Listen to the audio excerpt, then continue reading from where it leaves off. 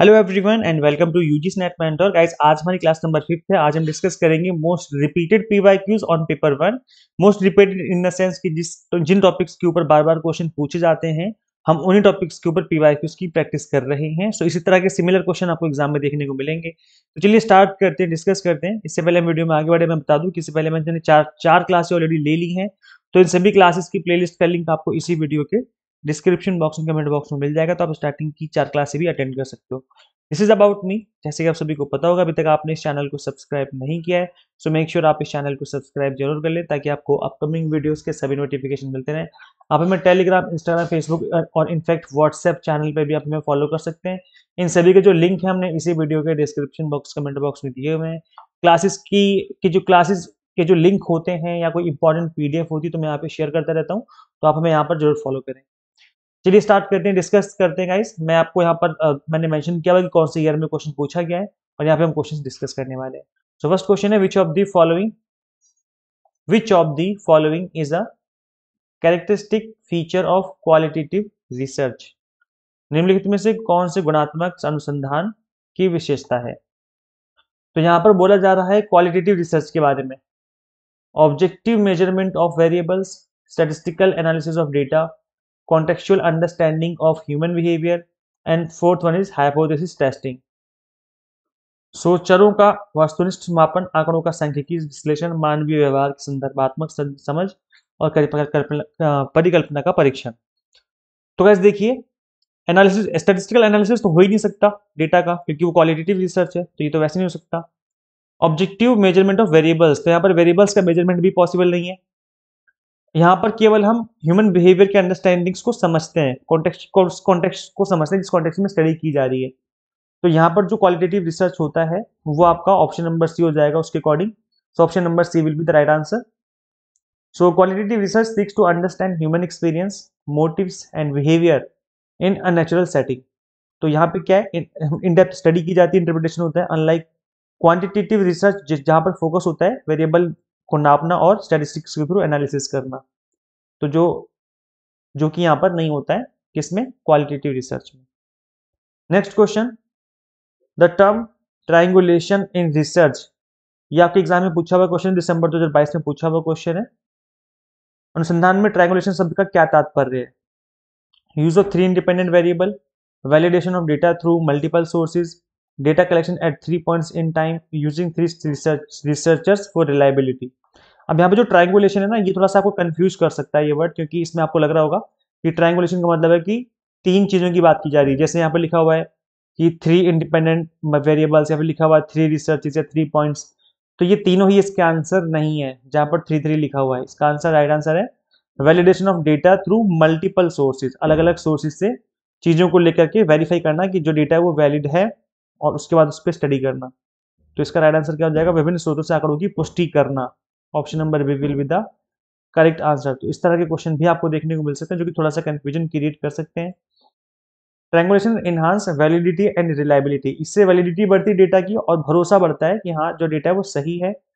In qualitative research by using multiple method, data source और theoretical perspective to cross verify findings. तो qualitative research में हम data को अलग अलग तरीके से कलेक्ट कर सकते हैं। जैसे फॉर एग्जांपल, अगर आप ये जानना चाहते हो कि एक फैमिली में जो लोग रहते हैं उनकी कितनी इनकम है या कितने मेंबर रहते हैं, तो आप मदर से पूछिए कि कितने मेंबर रहते हैं आपके घर में, कितने बच्चे हैं, टोटल कितने फैमिली मेंबर हैं। देन वही सेम क्वेश्चन आप फादर से कर सकते हैं, वही सेम क्वेश्चन आप उनके किसी एक चाइल्ड से कर सकते हैं। अब अगर सभी का आंसर सेम है तो इसका मतलब है क्या हुआ, कि इसका मतलब जो आंसर दे रहे हैं वो सही दे रहे हैं। आप ये पता करना चाहते हैं कि कितनी इनकम है, फैमिली इनकम, तो मदर से क्वेश्चन पूछिए, फादर से क्वेश्चन पूछिए और चाइल्ड से क्वेश्चन पूछिए। तो इससे जो चांसेस हैं सही इनकम पता लगने के वो बढ़ जाते हैं। तो जो रिलायबिलिटी है, जो भरोसा है, वो बढ़ जाता है।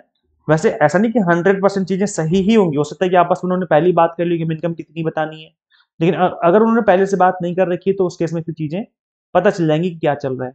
तो मल्टीपल सोर्सेज से डेटा कलेक्ट करने पर यही होता है कि जो वैलिडिटी है, जो विश्वसनीयता है, रिलायबिलिटी जो है वो बढ़ती है, और जो वैधता है यानी कि जो वैलिडिटी है वो भी बढ़ जाती है।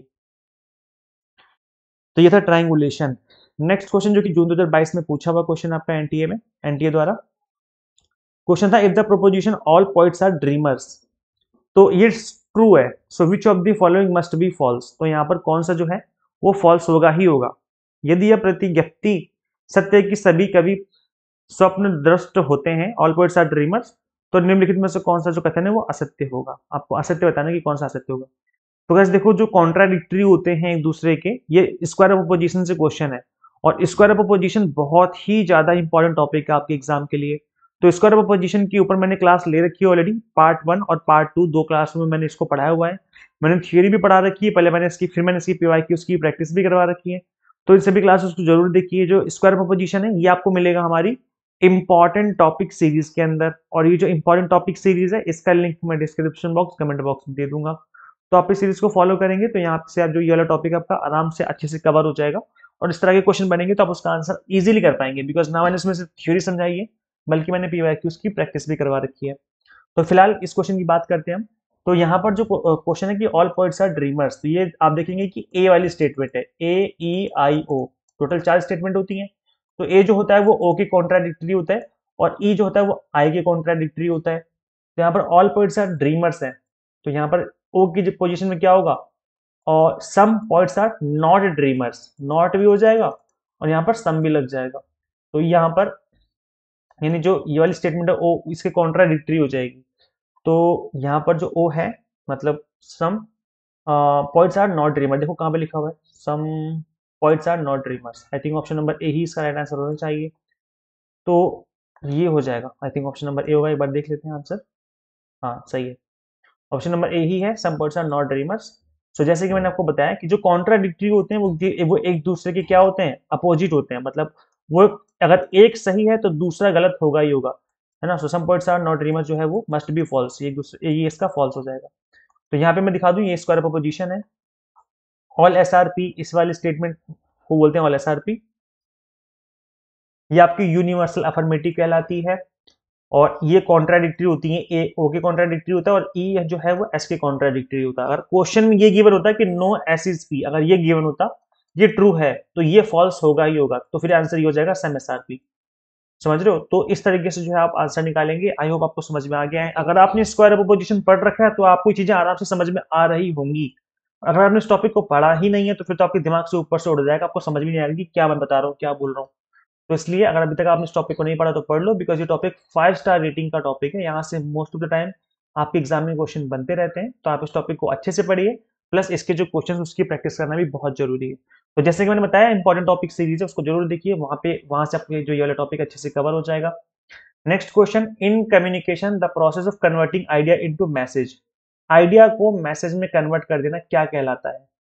संचार में विचारों को संदेश में बदलने की प्रक्रिया को क्या कहा जाता है। डिकोडिंग, इनकोडिंग, चैनलिंग या फिर फीडबैक। तो डिकोडिंग, इनकोडिंग, चैनलिंग और फीडबैक, क्या आंसर हो सकता है बताइए। गाइस देखिए, जब भी हम मैसेज पास करना चाहते हैं किसी दूसरे पर्सन को, तो आपके जो भी दिमाग में आया है आप उसको पहले मैसेज में कन्वर्ट करते हैं, मतलब एक वर्ड्स में कन्वर्ट करते हैं, उसके बाद उसको आगे प्रोसीड किया जाता है। तो जो वर्ड्स में कन्वर्ट करने का जो प्रोसेस है इसको हम इनकोडिंग कहते हैं। हम इनकोड कर देंगे, मतलब वो वर्ड्स में आ चुका है, फिर आगे भेज देंगे, फिर वो जो जहाँ मैसेज पहुंचेगा वो उसको डिकोड करेगा, यानी कि समझेगा, और उसके बाद वो रिप्लाई करेगा। तो इसका जो राइट आंसर है that will be encoding. Option number B will be the right answer of this question. ये आपके दिसंबर 2021 में पूछा हुआ क्वेश्चन है एग्जाम में। आगे बढ़ते हैं गाइस। सो एक बार देख लेते हैं हम लोग। Sender encodes in thoughts or ideas into symbols, words, or gestures to form a message. The receiver decodes them to interpret meaning. Thus, encoding is the transformation of ideas into communicable form. तो जैसे हम इसको communicable form में convert करेंगे उसको encoding कहा जाएगा। Next question जो कि जून 2020 में पूछा हुआ क्वेश्चन एग्जाम में, विच of the following is the most suitable measure of central tendency for highly skewed data. अब यहाँ पर जो स्क्यूनेस है मैंने इसको अपनी प्रीवियस क्लासेस में भी आपको पढ़ाया था, नेगेटिवली स्क्यूड, पॉजिटिवली स्क्यूड, है ना, जो कि बेल शेप कर्व होता है। यहाँ पर कोई स्क्यूनेस नहीं होता है क्योंकि यहाँ पर तीनों वैल्यूज इक्वल होती है, मीन मीडियन वो तीनों जो वैल्यूज है वो इक्वल होती हैं। तो ये चीज मैंने आपको ऑलरेडी समझा रखी है, ऑलरेडी बता रखी है अपने प्रीवियस क्लासेस में। नहीं देखा तो देख लीजिए प्रीवियस क्लासेस, यानी क्लास नंबर 1, 2, 3, 4 आपको देखनी है। तो यहाँ पर आप देखेंगे कि जो मोस्ट सुटेबल मेजर होगा सेंट्रल टेंडेंसी का, जो कि हाईली स्क्यूड डेटा के लिए मोस्ट सुटेबल माना जाएगा, वो क्या होगा, मीन मीडियन मोड या फिर हार्मोनिक मीन। तो गाइस देखो, जब स्क्यूनेस की बात कर रहे हैं हम लोग तो यहाँ पर मीन मीडियन मोड की ही बात की जाएगी, हार्मोनिक मीन तो यहाँ पर हम नहीं कंसिडर करेंगे। अब इन मीन मीडियन मोड में कौन सा राइट आंसर होगा। तो गाइस देखिए, अगर आप ध्यान से देखेंगे तो आपको ये पता लगेगा कि जो सबसे ज्यादा बार कोई वैल्यू आती है उसको हम मोड कहते हैं। तो ये भी सही नहीं होगा। अगर हम बात करें मीन की तो ये भी सही नहीं होगा, क्योंकि यार सपोज करो मीन अगर हमें निकालना है, तो अगर सपोज करो हमें 3 वैल्यू गिवन है, एक 2 है और एक गिवन है आपको 50, एक एक 2 गिवन है, एक 5 गिवन और गिवन है 150। इस तरीके से वैल्यूज गिवन है, डिवाइड बाय 3 करोगे तो क्या होगा, ये हो जाएगा आपका 157 डिवाइड बाय 3, तो 3 बच्चे 15 और 3 दूना 6, यानी कि 52 के समथिंग आएगा। तो आप खुद देखो कि दो वैल्यूज तो बहुत छोटी हैं, मैं बोलूंगा कि इन तीनों का एवरेज 52 है, फिर मतलब 52 है। तो ना तो ये इसके ही करीब है ना इसको, मतलब ये जो 52 है वो किसी को भी जस्टिफाई नहीं कर रहा है कि ये कोई नहीं कहेगा कि 52 जो है वो इस सीरीज का एक एवरेज है। अगर मैं सीरीज ना दिखाऊं आपको तो कोई नहीं कह सकता। लेकिन जो पोजिशनल एवरेज होता है, जो पोजीशन बताता है, वो एकदम एग्जैक्ट बता पाएगा कि कौन सी वैल्यू कहां पर है।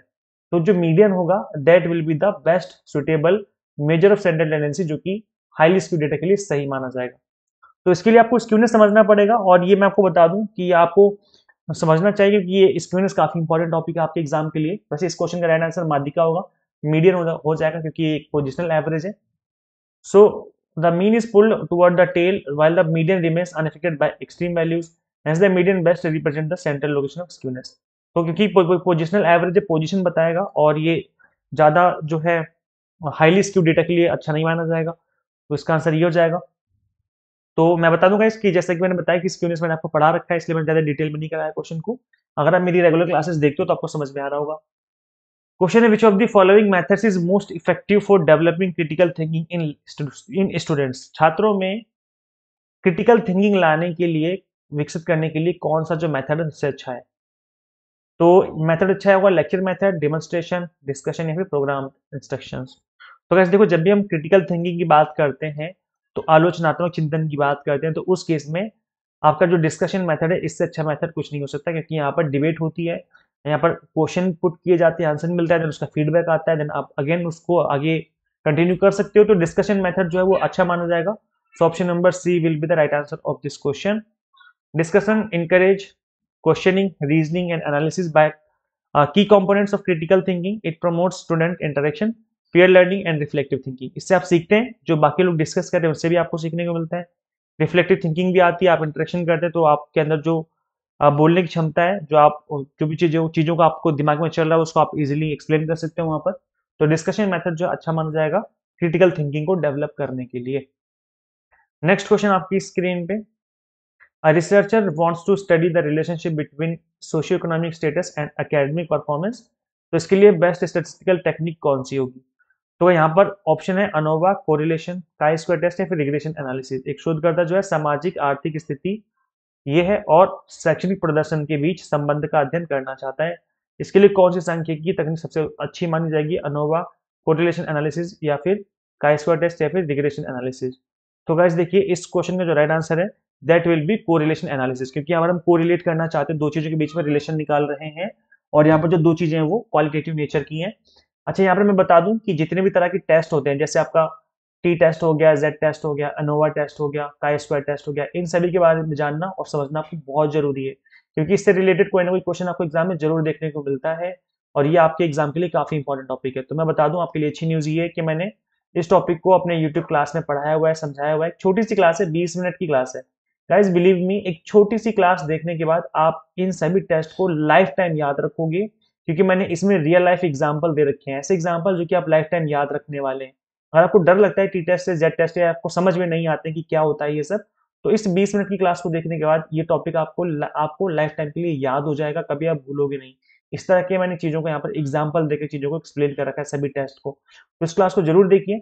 अब कैसे देखोगे क्लास, मैं बता दूं कैसे देखोगे। इस क्लास को देखने के बाद जो क्लास चल रही है यहाँ पर हमारी, आपको सिर्फ एक काम करना है, यूट्यूब पे लिखना है यूजीसी नेट मेंटोर और आगे लिख देना टी टेस्ट। पहले तुम्हारे चैनल का नाम लिखना है, चैनल का नाम क्या है, यूजीसी नेट मेंटोर, ये लिखना है, और उसके बाद आगे लिख देना टी टेस्ट, ये लिखना, जो टी टेस्ट है ना ये लिख देना, या फिर लिख देना हाइपोथेसिस टेस्टिंग, ये भी लिख सकते हो, या फिर ये लिख सकते हो टी टेस्ट लिख देना। तो ये वाली वीडियो आ जाएगी। इस वीडियो को आप जरूर देखें, एग्जाम में जाने से पहले 2 नंबर आपके पक्का कंफर्म हो जाएंगे, क्योंकि अगर कोई क्वेश्चन बना इससे रिलेटेड तो आई एम श्योर आप उसका आंसर बहुत ही ईजी तरीके से कर पाएंगे। तो ये है, अब देखो गाइस, यहाँ पर जो क्वेश्चन था उसमें ये लिखा हुआ था that correlation measures the strength and direction of association between two variables. दो वेरिएबल्स के बीच में अगर हम रिलेशन बताना चाहते हैं, पॉजिटिव है, नेगेटिव है, या फिर कितना स्ट्रेंथ है उसकी उसमें रिलेशन की, तो कोरिलेशन अच्छा रहेगा। तो बोथ जो सोशियो इकोनॉमिक स्टेटस है एंड एकेडमिक परफॉर्मेंस है, दोनों ही क्वांटिटेटिव वेरिएबल्स हैं जिनको कि कोरिलेट किया जा सकता है, आराम से चीज़ों को है जो है कोरिलेट करके उनके बीच में रिलेशन बनाया जा सकता है। अच्छा वैसे आप लोग कमेंट करके बताते नहीं कि क्लासेस कैसी लगती हैं आपको, तो कमेंट करके जरूर बताया करो क्लासेस आपको कैसी लगती है, सबको समझ में आता है नहीं आता है, क्लासेस आपको कैसी लगती है, कमेंट करके बताओ फटाफट से। चलो क्वेश्चन है the flipped classroom approach primarily focused, क्या लिखा हुआ है, फ्लिप्ड क्लासरूम जो है वो किस शिक्षण पद्धति का मुख्य उद्देश्य क्या है, इस तरह की जो शिक्षण पद्धति अपनाई जाती है वो किस लिए अपनाई जाती है।